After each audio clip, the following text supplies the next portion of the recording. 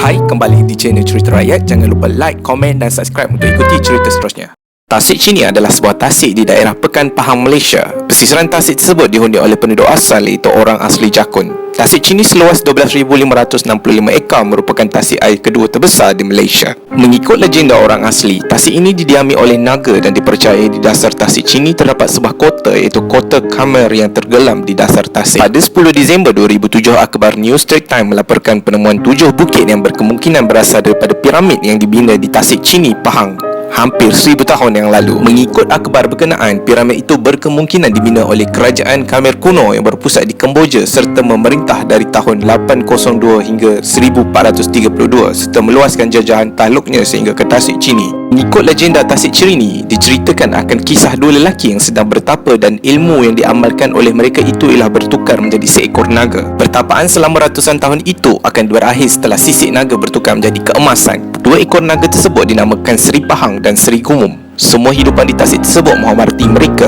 sehingga ada perjanjian di antara manusia dan hidupan tasik tersebut agar tidak saling merosakkan di antara satu sama lain. Dipendekkan cerita, pada satu hari Seri Pahang keluar menentang Seri Kemboja kerana pada waktu itu Seri Kemboja telah mengganggu keamanan negeri Pahang. Pergelutan di antara mereka memakan masa berbulan-bulan sepanjang laut China Selatan sehinggalah ke Teluk Siam.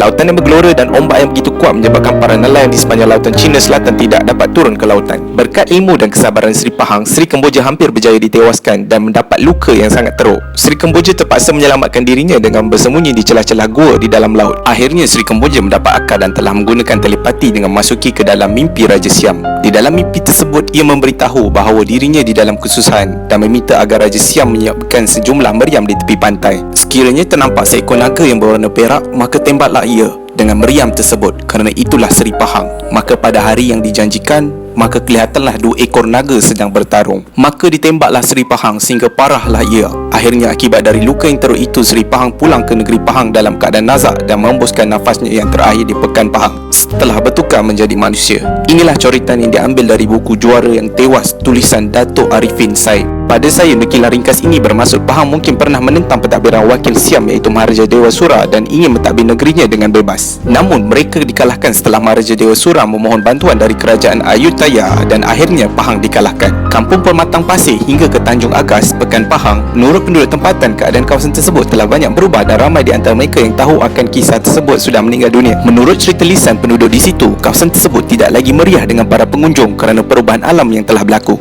Tiada lagi aktiviti perkelahan dan pengutipan kupang dilakukan. Maka hilanglah Tanjung Agas sebagai sebuah cebisan sejarah suatu masa dahulu, hilang bersama misteri makamnya Naga Seri Pahang sebagai sebuah hikayat tempatan. Sama ada benar ataupun tidak, inilah cerita legenda masyarakat.